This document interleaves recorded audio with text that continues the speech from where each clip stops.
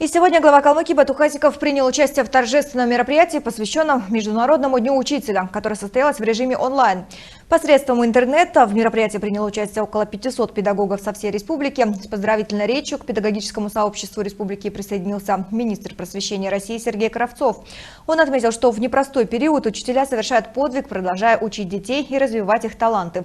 В ходе мероприятия прошло торжественное вручение медали педагогам, получившим звание «Заслуженный учитель Республики Калмыкия». В этом году указом главы региона его удостоены 39 калмыцких педагогов. Медали за заслуги перед Республикой Калмыкия из рук Батухасикова получили учитель Элистинской многопрофильной гимназии Людмила Ширепова, педагог детского сада номер 10 Элисты Ольга Эрдниева, учитель Элистинской школы номер 15 Людмила Лыскина. Почетную грамоту Республики Калмыкия Батухасиков вручил учителю Ульдучинской сельской гимназии Григорию Немгирову.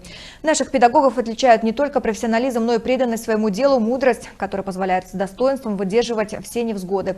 Именно благодаря этим качествам нам удается реализовывать задачи, которые стоят перед системой образования республики. Мы обязательно продолжим работу над тем, чтобы создать и поддерживать основу для успешной профессиональной деятельности наших педагогов, подчеркнул глава республики.